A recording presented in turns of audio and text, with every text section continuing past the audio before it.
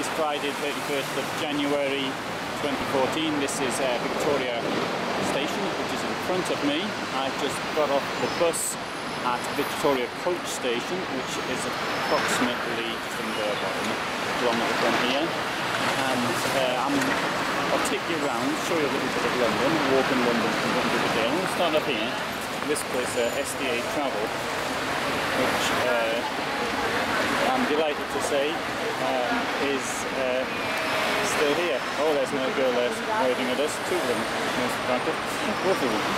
And SDA Travel is where I used to buy my tickets from as when I was a student, before being a student. In fact, my first ticket, when I went to Poland, I went by train and I bought a ticket from there. I think the ticket cost £141 or something like that, I can't quite recall.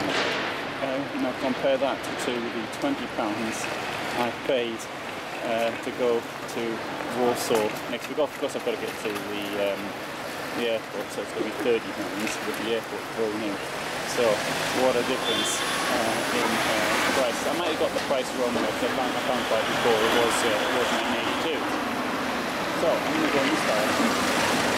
And fortunately the weather could be better. Oh, it could be raining or something. And in that case, it could be worse.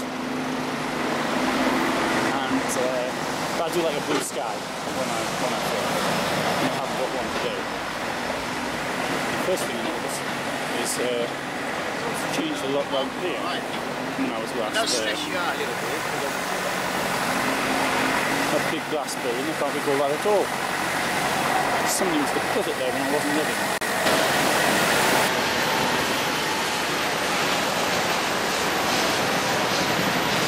This work which is going on here will become a mixed-use building, office, retail, residential, something which I've always been arguing for. Another thing I've been arguing for though is that things like this go up a very long way.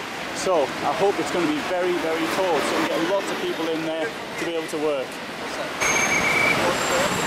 We get a better look at the site. I mean, by London standards, that's an absolutely huge site.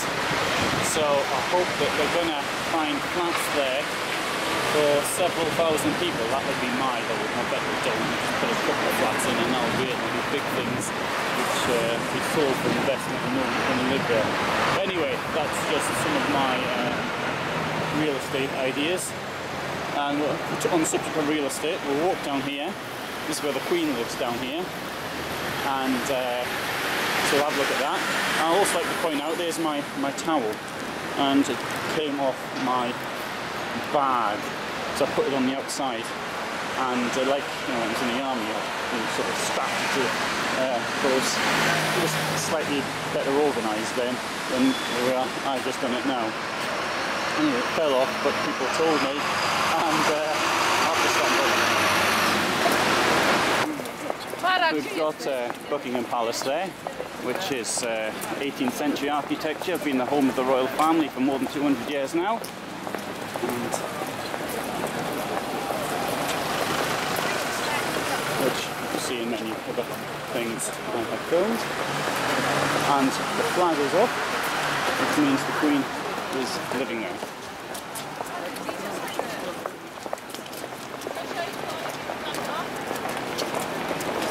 Mind you, I always think it's a bit silly having the flag down, because it shows that the Queen's not there, and I mean that could just invite burglars around, really. Check up.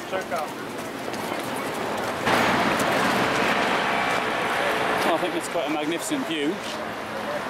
Incidentally, when the heavens are open, I'm going to be burrowing down into the underground, and I can see that they are going to open before long. Big crowd here. I suspect the big crowd is due to the changing of the guard or something like that, or maybe the Queen's going to come out and sign autographs, who knows. But we live like this every day, I don't know. London's different when I lived here. There's far more people visiting it. Crowds are much, much bigger. I find it more stressful is the right word, but something like that. It's the amount of people you actually see. So I don't enjoy it like I used to. Maybe it's a sign of age, I don't know. C'est le chevalier. sur la table ronde de la reine.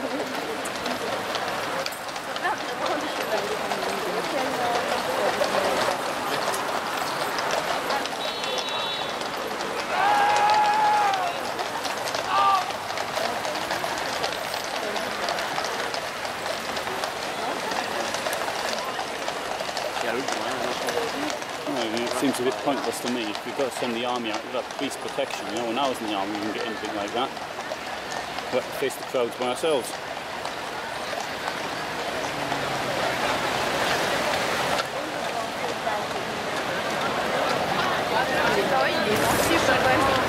So that's my bag, this towel and the legal bag hanging off it. And it looks a bit ridiculous with this antenna sticking, which is in fact my internet booster, which you may have seen in the films, stuck on the top of the van. Bah, ils se font attendre, quoi.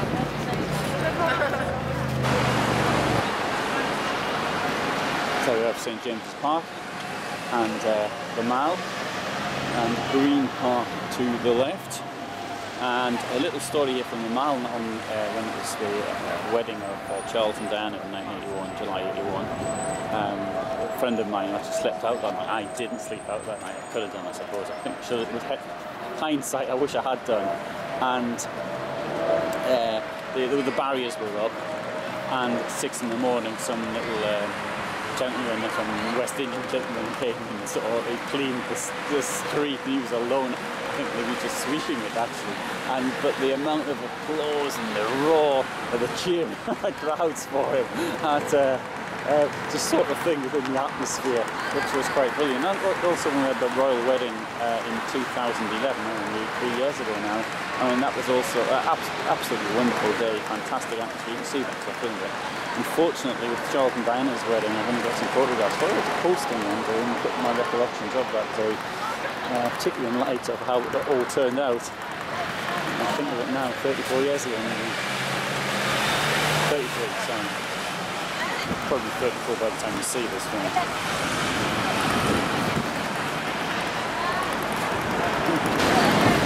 Some people asked me to take a photograph, a group of 5 people. Anyway, asked me to get the memorial, the top of the memorial in the photograph as well. And with this weight, the weight on my back, when I was kneeling, or crouching I should say, I fell over. We've got some smoke there coming up above Buckingham Palace, white smoke. Maybe they've just chosen a new pope. Or was it black smoke? I can't remember.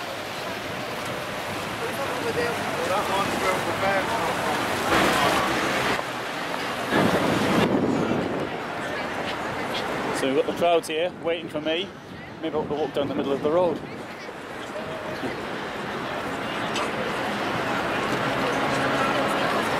Right, it's clearly going to rain, and if you stand on that island there, you're not going to get off it. So it's best to go through here, and when it does start raining, I can take shelter somewhere. Although I will be in the park, so there's not a lot of shelter there at all.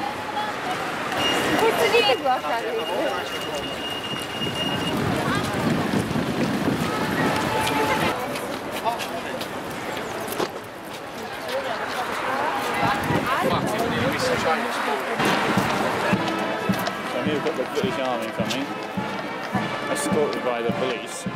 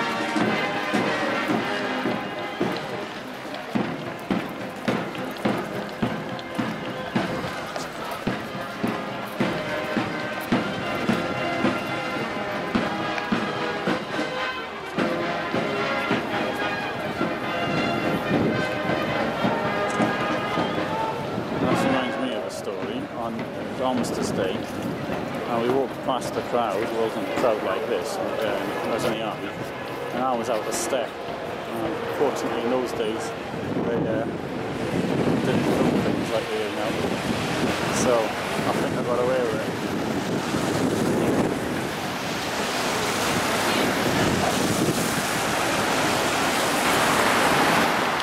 It's clearly going to pour down, and so that will be the end of the filming. Now, I'm walking up the Mall. Just had this unpleasant experience. Well, unpleasant probably not the right word, but I mean, not so nice. I've got this antenna which you might have sort of seen in the bag. A policeman came up to me, and he wanted to hold me there, and he was asking me all sorts of questions. I mean, the questions were the correct ones, of course, and he was quite calm with me when I was getting increasingly stroppy. And then he was from Poland, which makes it all the more of a joke. But he did say to me, I need to have a permit for filming. I said, you must be joking. Of course I don't need a permit. I don't know where you got that ridiculous idea from. Anyway, so the police, when my car was stolen, they couldn't be bothered to do anything, couldn't be bothered to look at the CCTV, but they can stop someone and question them having an antenna in the bag. And then question them about if they've got a permit to film. I don't really see what we need these parasites for myself, but that's my opinion. I'd rather not pay the 120 quid a year we have to pay on poll tax or whatever they call it these days for the per property for the police.